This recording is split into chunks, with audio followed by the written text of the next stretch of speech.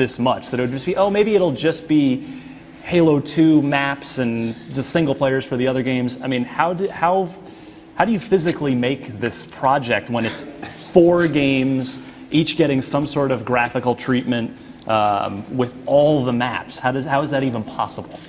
Yeah, I mean, it's a lot of voodoo, right, to pull all of that together. I mean, I think we were fortunate that we've got more power to work with now than we have in the past. The disk size is obviously bigger as well. So that certainly helped us quite a bit. A big thing of what was actually crucial for us to bring the experience together was actually that unified interface that we talked about this morning. Yes. So rather than having 4 individual disks, we do have one global UI that lets us stitch a bunch of things, basically stitch the whole experience together. Yeah, so, and what I thought was interesting when you showed the game to me recently was there's of course regular matchmaking like we come to expect in Halo, but there's map voting, but you vote, it'll just give you choices from maybe 3 different Halo games. You might get Wizard from Halo 1, or a choice of Lockout from Halo 2 and the Pit from Halo 3, and then whichever one everybody votes on, it launches that game and that engine, and you go play that. That's very cool. How? How is that? How? I don't understand. A big challenge we had when we said, okay, yeah, we're going to do this, was that we had over 100 multiplayer maps. So it quickly becomes a question of how the heck do we curate this? Like, how do we make this a reasonable experience? So we pivoted on game types primarily, so just exactly as you described. So effectively what happens when you go in, say you choose Slayer, and you've got your 3 choices are a map from 1, a map from 2, a map from 3. We'll put a little logo in the corner so you know that which map that this is from, and effectively whichever one wins, you and everybody who's playing, we will launch that multiplayer engine on your machine off of the disk, and everyone just goes right into it. And it's good to reiterate, this will be the first time, I mean, Halo PC aside, I had some tweets about that, but this is Halo 1 multiplayer in its original form, meaning 3-shot death pistol, the original Blood I saw Gulch, your tweet about that. everything. On dedicated servers. I mean, how in the playtest so far, is it feeling like a LAN environment? Is it feeling like Halo 1, feeling good? I mean, yeah, it absolutely feels awesome. I mean, what I always personally enjoyed about LAN parties is just, that you've got everyone there in the same room and they're going off and things like that. And our playtests obviously take place all in the same room, so it certainly feels like that. But the games do play exactly as you remember them playing. What's been fabulous for us about all of these playtests we're doing is just people start sharing their memories, everyone's screaming and hollering at each other. I mean, it's epic fun. Yeah, so, just to clarify, it also supports custom games, and I think that already online I'm reading this morning, people are worried about how is the population going to be split, and it's true that democracy is going to drive sometimes people to choose something that you in particular don't want. Right. But I think the combination of sort of taking care of that matchmaking playlist appropriately and taking really good care of it frequently will help. But also custom games are going to be supported, and I think custom games plus Xbox One social features are actually going to make it much easier to find servers, as it were, that are more to your taste. It's just a much more self-organizing ecosystem than we've had in the past. So for the custom games, I mean, I went crazy with Halo 2. I made a Blood Gulch, a coagulation variant called Covey Gulch, where I replaced all the vehicles with all Covenant vehicles, including the Spectre, the long forgotten Covenant equivalent of the Warthog. So all of that is still in there? Yeah, everything is there verbatim, and and obviously, like, there's so much content. I've spent all morning just explaining the bits of it. So you have all of Halo 2's campaign and multiplayer as it was exactly, except it's running at higher fidelity now. But you also have the 6 maps that we kind of remade in this, I'd say, newish engine. It's kind of a combination of bits of Halo over the years, but it feels sort of like a modern take on Halo 2, very specifically. How about Halo 2 specifically? That's sort of that was the killer app for Xbox Live. I don't think anybody would argue about that. Halo 2 had a very I found compelling ranking system that was dropped for future Halo games, where you could lose level. You could level up, and then if you lost, you went on a losing streak, you would drop in levels. So how are we handling, since we've got the unified interface for this? How are we handling that side of the game? So we're going to be talking more about how we're handling the ranking very, very soon. What I will leave you with a bit of a tease is, based on what you just told me, I think you're going to be very happy with our ranking system. I like that. I think we have the game loaded up now, ready to jump into it if we want to do that. Excellent. So Cairo Station, Halo 2 campaign. This will be the... Leave? There it is. There he is. Please give me the controller right now. This level's really, really, really fun on Legendary. It's not too I hard believe at all. There's plenty of grenades. And what you're going to see if I think we'll have screenshots on IGN now, or if not now, very soon. You guys had Blur, one of the really well-regarded cinematic studio, redo all of the Halo 2 cinematics. So Sergeant Johnson went from he hasn't aged well as far as the 2004 engine to now he looks basically picture the Halo 4 cutscenes, but better, effectively, right? Is that fair to say? Yeah, I mean, it was fantastic. I mean, Halo 2, really, I mean, there's over like 60 minutes of cinematics, and Blur's redoing all of them. And what's fun is the cinematics also work with that back feature, so you can swap instantly between the new cinematics to the old ones while you're watching it. But the other thing we did with Blur, which is really interesting, is that we've created an intro and an outro, if you will, that's going to kind of start to tease to what we're doing with the next Halo in terms of storyline and things like that. That was a big thing that people enjoyed in the first anniversary with the terminals in particular, was we started teasing some of the Halo 4 storyline. So we're going to be doing a lot of that in this game as well. You guys have terminals and skulls in Halo 2 now, yeah, right? absolutely. Like there's Halo 2 anniversary. We'll get into it. Yeah, and as you can see, I mean, you can swap through these chapters really easily. You can select whatever it is that you want to play. And you can see over there at the top as well the notion of playlists. So the other thing that's a ton of fun about having everything unlocked are just we're going to have these customized playlists taking moments from all of the games and putting those together. So if I want to do all the Warthog missions from all 4 Halo games right in a row with 2 to 4 friends, I can do that? You can just go right in it. We're going to have a bunch of different ones. My personal favorite is just literally the grind from like the first mission of the first Halo to the last mission of Halo 4. There better be an achievement for that. Reveal that right now. We'll have a little something for the people who do that. That's. I don't think we want to leave that one That's like unrewarded. the endless set list in Rock Band. That's basically the Halo equivalent of that. So every mission in every game is unlocked from the get-go, right? There's no need to. I don't have to play through all 4 games again. It's just all right here. Yep, completely unlocked. I mean, you absolutely can play through, each of them entirely if you want. But you can hop through if you want to skip a mission. You don't want to play the library. You want to, pop past that. You can absolutely. Frank always gives me the look when I say I gotta ask, guys, what's so Halo 2 is getting the anniversary treatment, but what about? I mean, Halo 3 is kind of caught in the middle, right? It's 2007, early generation 360 game. What's being done from the visual side on Halo 3, if anything at all? That's a great question. Halo 3 and Halo 4, they kind of don't need it as much. Yeah. Obviously, they were pretty good-looking games on the last generation system.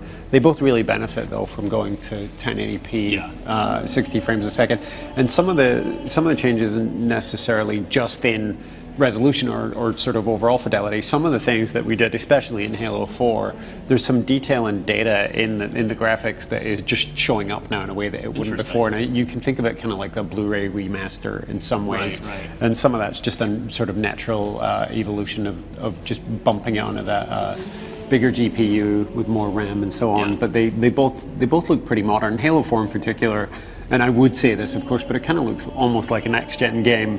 Just running it. Well, it was almost so it was crazy how good that game looked on 360. It looks better on Xbox like Gulch, One. hang 'em high. There we go. Jump into that one. Sort of saying poking around the interface here. Yeah, I think they're scrolling around the interface. So it's also there's a key detail. So Frank, you mentioned the 6 reimagined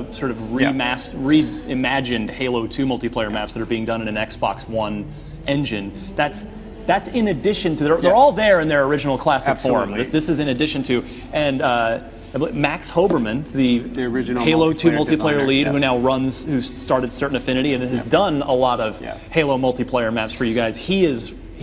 He designed those, right? These new ones? Yeah, I mean, really, if you want to really think about it, you could say there are 5 multiplayer maps in this, right? You've got the original one, modes, thank you.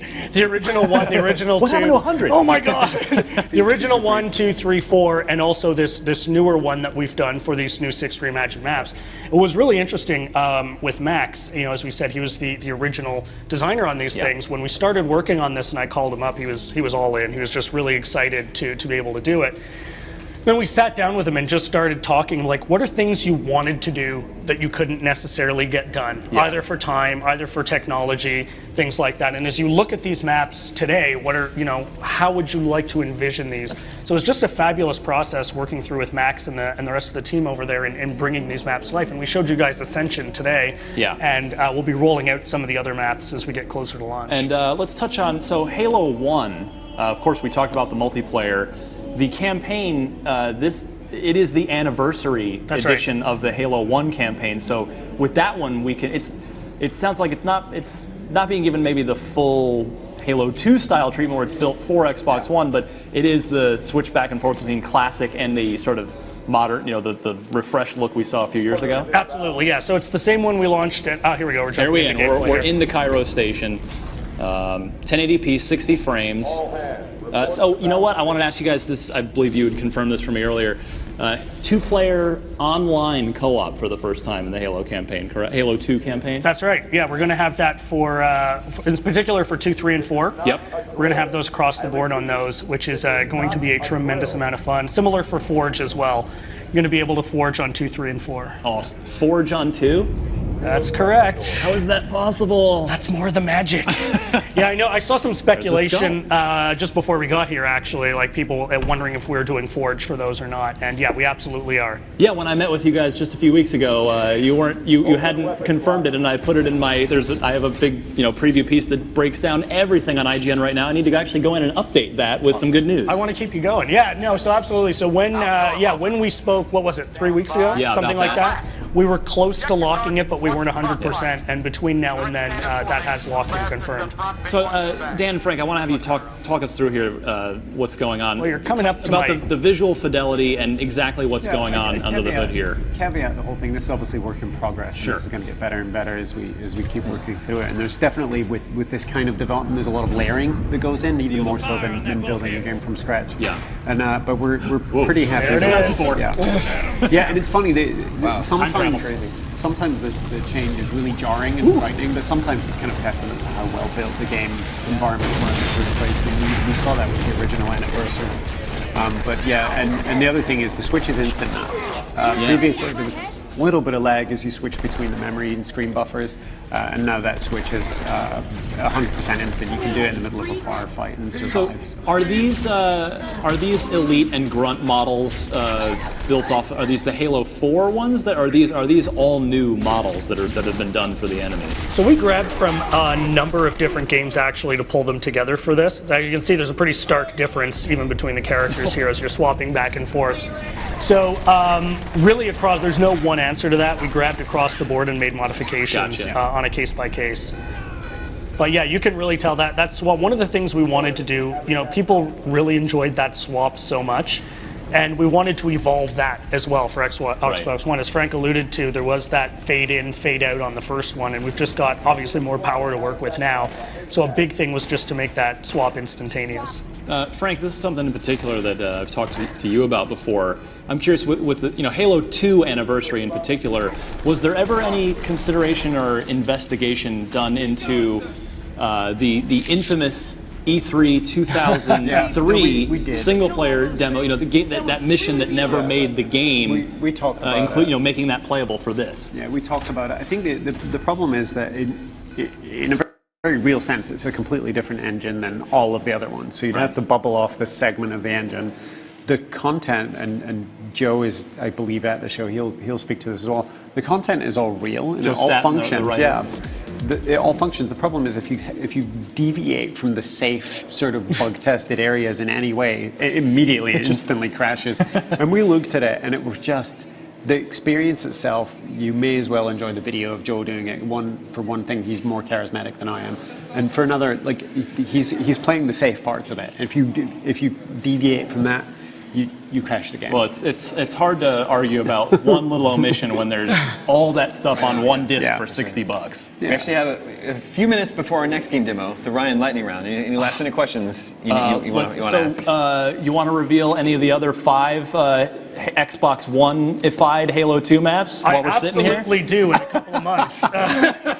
No, I mean, When are we going to hear about what those other 5 are? I mean, I've got some guesses. They're pretty safe bets that they're favorites. Right? I mean, the problem is when you guarantee that it'll be all your favorite maps, there's always some weirdo out there whose favorite map was everyone else's generally least it's favorite Frank map. at the studio. It's usually me. Yeah. And but yeah, we'll roll those out as the months go on. And I mean, what else can we ask, Damon? I mean, there's Beta, Halo Nightfall. it's all all in there. What are people going to be able to experience in the beta? The beta will be a curated slice of arena sort of competitive multiplayer, quite a sort of specific multiplayer experience, and it will be a small taste of the overall multiplayer experience. The good news is we're doing it early enough now so that the feedback that we get from the community on everything from netcode to weapon performance and movement speed and all that stuff, we'll have time to actually digest it and do something with it. I think sometimes it takes so long to build a beta that even if you do it with the best intentions, you don't necessarily get enough time to incorporate all the good feedback, and this time we will. If you find that when Master Chief Collection comes out that people are going nuts for Halo 2 and it is just you're seeing a ridiculous spike in the Halo 2 numbers, will you guys look at that and make decisions about Halo 5's multiplayer based on that? We're going to support that game, the Halo Master Chief Collection, properly. So we'll get full support in terms of matchmaking and so on. And certainly there will be lessons that we can learn from that. But the purpose, really the main learning tool that we're putting in there, we know how people feel about Halo 1, 2, 3, and 4. There's not a lot of new information from that. And we've definitely learned some lessons from building Halo 4. But the Halo 5 beta is the tool we're really going to use to get feedback from players about what works and what makes them tick. We actually have a shorter question from one of our viewers. Mick Jobless, sorry to hear about that. Why isn't the Master Chief Collection coming to PC?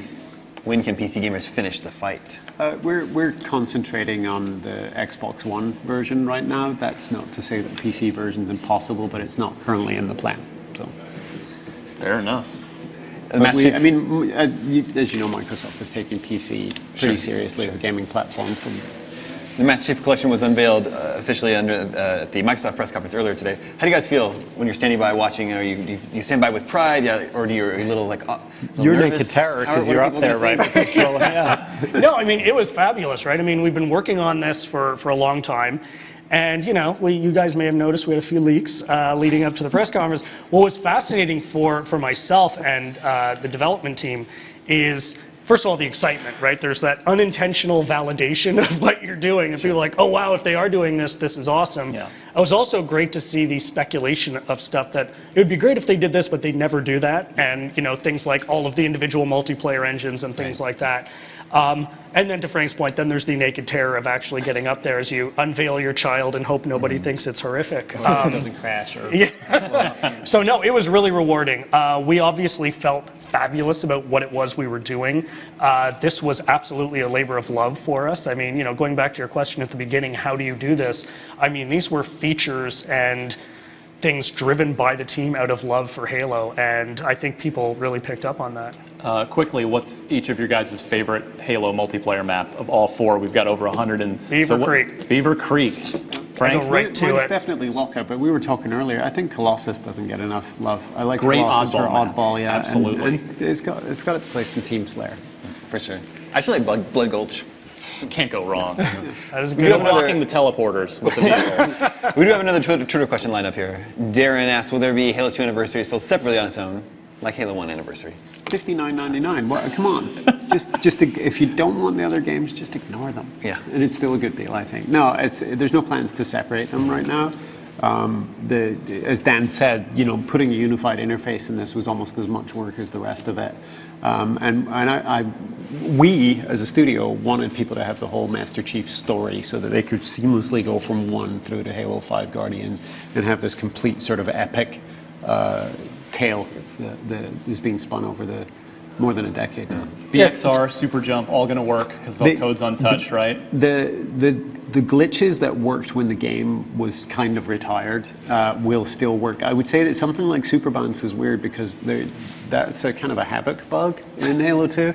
and it's tied directly to the geometry. So when you re-render the geometry, and it's going to be 16:9, 1080p, pixels move, right? True. And so some of the things that you might have gotten really good at that were really hyper-pixel specific might not work, but basically this was one of those damned if you do, damned if you don't scenarios, and ultimately we felt the weight of people who were used to a certain experience by the time the game sort of faded into glory. So that's the experience that we're shipping, and it will ship as verbatim as the screen space allows. No standby cheat, though, thanks to dedicated servers, right? I'm sure someone will figure out some other BS, but yes, correct. I think there is another Twitter question lined up.